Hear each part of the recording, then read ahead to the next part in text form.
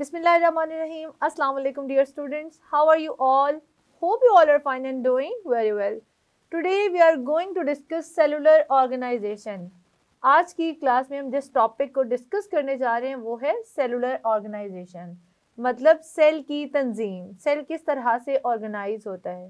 Basically there are 5 major group of organisms, ठीक है। Organisms के 5 मेजर ग्रुप्स हैं, जिसमें फर्स्ट वन जो है वो प्रोकैरियोट्स हैं।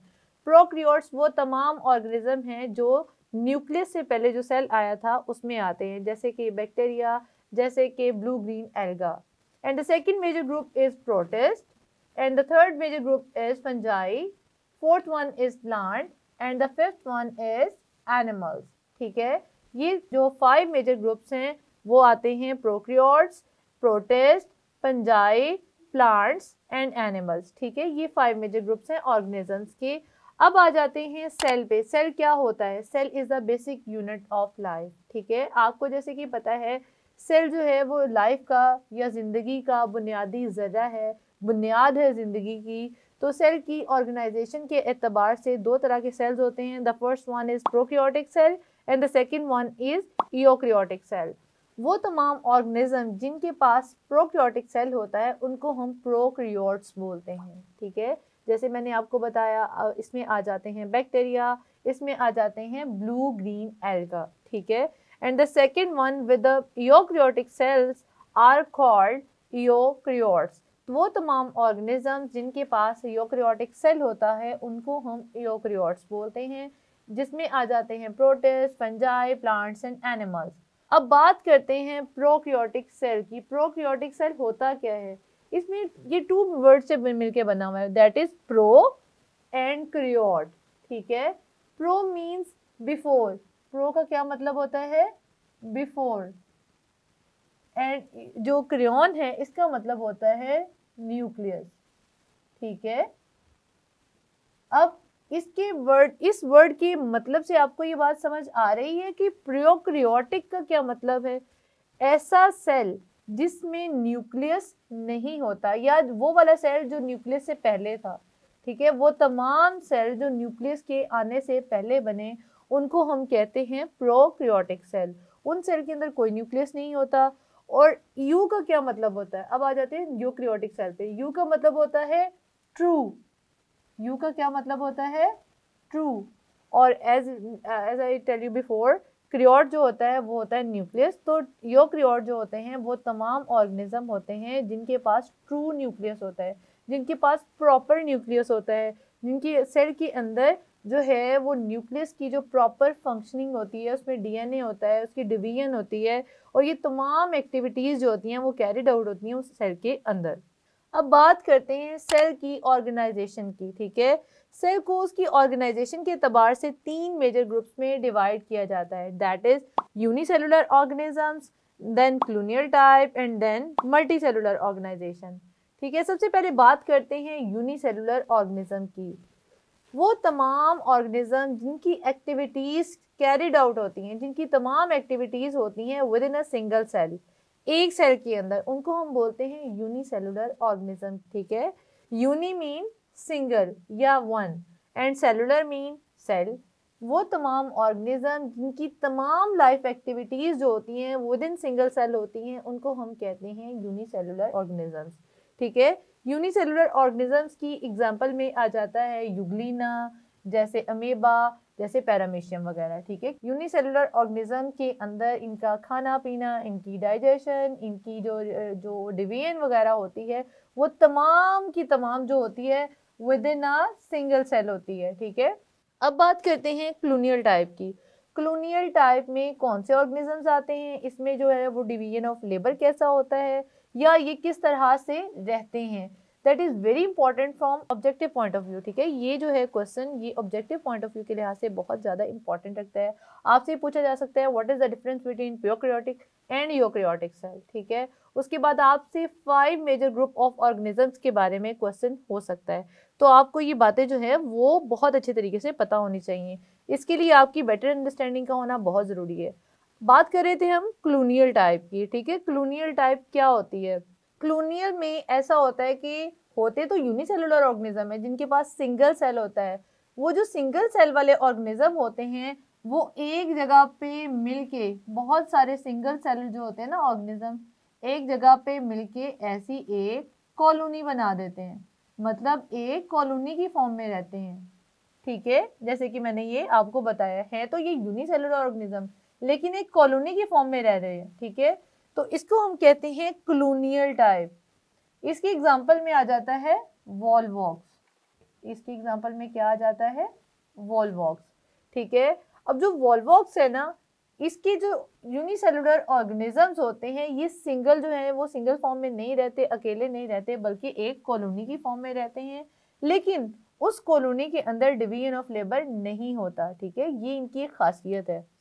ठीक है, इनमें कोई डिवीजन ऑफ लेबर नहीं होता, हर सेल जो है वो अपने ओन पे रहता है, अपना उसका सर्वाइवल उसके अपने ऊपर डिपेंड करता है। ये सेल इस पे डिपेंड नहीं करता, ये वाला सेल इस पे डिपेंड नहीं करता, हर एक सेल जो है ना वो इंडिपेंडेंटली इस कॉलोनी के अंदर रहता है और अपनी तमाम लाइफ एक्टिविटीज जो है वो कैरिड आउट करता है। इसकी एग्जांपल मैंने आपको क्या बताया? वॉलवॉक्स। अच्छा, अब आपसे ये क्वेश्चन हो सकता है कि कॉलोनियल जो टाइप है उसकी आप एग्जांपल बताएं और उसको एक्सप्लेन करें, तो आपने वॉलवॉक्स जो है इसकी एग्जांपल को अच्छे तरीके से एक्सप्लेन करना है। अब बात करते हैं मल्टी सेलुलर ऑर्गेनाइजेशन की। ठीक है, मैंने आपको बताई सेल की 3 तरह की ऑर्गेनाइजेशन होते हैं, दैट इज यूनिसेलुलर ऑर्गेनाइजेशन जिसमें सिंगल सेल होता है। हमने पढ़ा कि यूनिसेलुलर ऑर्गेनाइजेशन में जो ऑर्गेनिज्म होते हैं वो सिंगल सेल पे मुश्तमिल होता है और उसकी तमाम लाइफ एक्टिविटीज जो होती हैं वो उसके अंदर होती हैं, जैसे अमीबा बताया, पैरामीशियम बताया, क्लेमेडोमोनास जो है वो इसकी एग्जांपल है। वो वाटर में रहते हैं, अपने ऊपर ही डिपेंड करते हैं, उनकी तमाम लाइफ एक्टिविटीज जो होती हैं वो उसी सेल के अंदर होती हैं, उनका सर्वाइवल, उनका मूवमेंट एंड इवन उनकी जो रिप्रोडक्शन होती है वो उनके उधर ही डिपेंड करती है। ठीक है, फिर हमने बात की कॉलोनियल टाइप की, जो मैंने आपको बताया कॉलोनियल टाइप में क्या होते हैं, होते तो यूनिसेलुलर ऑर्गेनिज्म है लेकिन एक कॉलोनी की फॉर्म में रहते हैं। वो यूनिसेलुलर ऑर्गेनिज्म जो अलग अलग नहीं रह सकते बल्कि उनको कॉलोनी की फॉर्म में रहना पड़ता है, एक ग्रुप की फॉर्म में रहना पड़ता है, जैसा कि वॉलवॉक्स।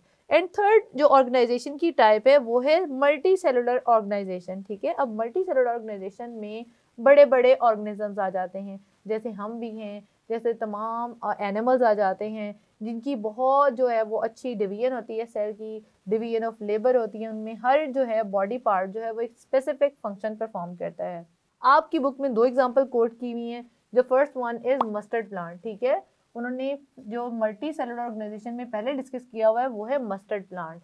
मस्टर्ड प्लांट को ब्रासिका कैम्पेस्ट्रिस भी कहते हैं, ये इसका साइंटिफिक नेम है।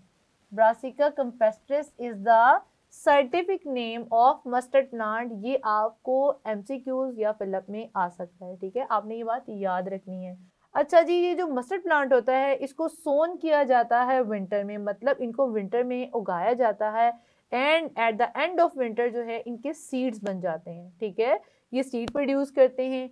इनकी जो प्लांट बॉडी होती है उसको एज अ वेजिटेबल यूज़ किया जाता है, जैसे आप सरसों का साग भी खाते होगे। ठीक है, और जो इनके सीड्स होते हैं उनसे ऑयल को एक्सट्रैक्ट किया जाता है और वो ऑयल जो होता है वो मल्टीपर्पज़ जो है वो यूज़ होता है, वो हेयर ऑयल भी यूज़ हो जाता है और वो कुकिंग पर्पजेज़ के लिए भी इस्तेमाल हो सकता है। ठीक है, बात किसकी करें हम? मस्टर्ड प्लांट की, जिसकी प्लांट बॉडी जो है वो वेजिटेबल के तौर पे इस्तेमाल होती है। उसके सीड्स जो हैं वो ऑयल एक्सट्रैक्शन के लिए, एक्सट्रैक्शन का मतलब हम हासिल करते हैं, उससे ऑयल एक्सट्रैक्ट करते हैं, ऑयल निकालते हैं। ठीक है, उसके बाद आ जाते हैं जो इनकी बॉडी होती है उनको 2 मेजर पार्ट्स में डिवाइड किया जाता है। The first one is vegetative part and the second one is reproductive part. अब वेजिटेटिव पार्ट कौन से होते हैं? जैसे उनके लीव, उनके रूट्स एटसेट्रा। ठीक है, ये सारे के सारे इनके वेजिटेटिव पार्ट होते हैं। वेजिटेटिव पार्ट्स जो होते हैं वो वाले पार्ट्स होते हैं जो सेक्सुअल रिप्रोडक्शन में पार्ट नहीं लेते, जो सिर्फ उनके सर्वाइवल के लिए ज़रूरी होते हैं। उसके बाद बात करते हैं रिप्रोडक्टिव पार्ट पे। फ्लावर्स जो होते हैं वो रिप्रोडक्टिव पार्ट होते हैं इस प्लांट के। ठीक है, जो फ्लावर्स होते हैं वो कौन से पार्ट होते हैं? वो रिप्रोडक्टिव पार्ट होते हैं, because they take part in sexual reproduction. ठीक है, फ्लावर्स ही होते हैं जो इनकी रिप्रोडक्शन में हिस्सा लेते हैं, फ्रूट्स और सीड प्रोड्यूस करते हैं at the end of this process. ठीक है, अब आपको मस्टर्ड प्लांट की जो है होपफुली समझ आ गई होगी। अब सेकेंड एग्जाम्पल जो आपकी बुक में कोट की हुई है वो है फ्रॉग की। ठीक है, फ्रॉग का भी मैंने आपको जैसे मस्टर्ड प्लांट का साइंटिफिक नेम बताया, इसी तरह फ्रॉग का भी एक साइंटिफिक नेम है, ह्यूमंस का भी एक साइंटिफिक नेम है, लेकिन जो आपकी बुक पे दिया हुआ है आपने उसको याद रखना है, ठीक है। फ्रॉग का साइंटिफिक नेम है राना टिग्रिना, ठीक है। एग्जाम्पल इसकी जो स्पेलिंग है वो बहुत अच्छे से याद करने हैं और इसके लिखने का भी एक खास तरीका होता है, ठीक है। फ्रॉग का साइंटिफिक नेम क्या है? राना टिग्रिना, ठीक है। इसके अंदर जो है फ्रॉग की जो बॉडी होती है वो ऑर्गन से बनी होती है, ठीक है। ऑर्गन किससे बने होते हैं? टिश्यू से मिलके बने होते हैं, ठीक है। जो बॉडी होती है वो ऑर्गन्स पे मुश्तमिल होती है और जो ऑर्गन्स होते हैं वो किससे बने होते हैं? वो बहुत सारे टिश्यू से मिलके बने होते हैं। अब बच्चों मैंने आपको जब हमने आपको याद होगा प्रीवियस क्लास में जब हमने सेलुलर और जो लेवल ऑफ ऑर्गेनाइजेशन को डिस्कस किया था तो हमने टिश्यू लेवल की बात की थी, ऑर्गन लेवल की बात की थी, देन ऑर्गन सिस्टम की बात की थी। बिल्कुल उसी तरह से फ्रॉग में जब बहुत सारे टिश्यूज मिलते हैं तो ऑर्गन बनता है। अब जब बहुत सारे ऑर्गन मिलेंगे तो क्या बनेगा? ऑर्गन सिस्टम बन जाएगा। क्या बनेगा? ऑर्गन सिस्टम, ठीक है। अब मैंने फिर आपको एक्सप्लेन किया था कि बहुत सारे जो ऑर्गन सिस्टम है वो मिलके एक इंडिविजुअल बनाते हैं, ठीक है। फ्रॉग के अंदर भी बहुत सारे ऑर्गन सिस्टम मिलते हैं तो एक इंडिविजुअल बनता है जिसको हम फ्रॉग कहते हैं, ठीक है। इसमें बहुत सारे जो हैं वो सेल्स होते हैं, जैसे मस्कुलर सेल होते हैं, जैसे ग्लैंड्यूलर सेल्स होते हैं, जैसे एपिथेलियल सेल्स होते हैं, ठीक है। मस्कुलर सेल्स वो होते हैं जो उनके मसल्स बनाते हैं, ग्लैंड्यूलर सेल्स जो होते हैं वो वाले सेल्स होते हैं जो उनके ग्लैंड्स बनाते हैं। इसके अलावा जो उनके जो है एपिथेलियल सेल्स वो होते हैं जो स्किन बनाते हैं, ठीक है। एपिथेलियल जो होता है वो बेसिकली स्किन को बोलते हैं, ठीक है। तो दूसरी एग्जांपल जो थी आपकी बुक में कोट की हुई वो थी राना टिग्रिना की, जिसमें उसका साइंटिफिक नेम बताया हुआ है और उसकी बॉडी की कंपोजिशन बताई हुई है, ठीक है। कि वो टिश्यूज मिलेंगे तो ऑर्गन बनेगा, ऑर्गन्स मिलेंगे ऑर्गन सिस्टम बनेगा, ऑर्गन सिस्टम से पूरी जो है वो फ्रॉग की बॉडी बन जाएगी। बच्चों आज की क्लास में हमने डिस्कस किया सेलुलर ऑर्गेनाइजेशन, ठीक है, या फिर सेल की तंजीम, ठीक है। सेल किस तरह से ऑर्गेनाइज होता है, सिंगल सेल होता है, मल्टी सेलुलर होता है, या फिर यूकेरियोट्स होते हैं या प्रोकैरियोट्स होते हैं, ठीक है। मैंने आपको बताया यूकेरियोट्स क्या है, प्रोकैरियोट्स क्या है, हमने इनकी एग्जांपल को डिस्कस किया। उसके बाद सेलुलर ऑर्गेनाइजेशन में हम यूनिसेलुलर ऑर्गेनिज्म को डिस्कस किया, क्लोनियल टाइप को डिस्कस किया, देन मल्टी सेलुलर ऑर्गेनिज्म में हमने फ्रॉग एंड मस्टर्ड प्लांट को डिस्कस किया। उम्मीद करती हूँ आज का लेसन आपको समझ आया होगा। मिलते हैं अपनी नेक्स्ट क्लास में एक नए लेसन के साथ, तब तक के लिए अल्लाह हाफिज।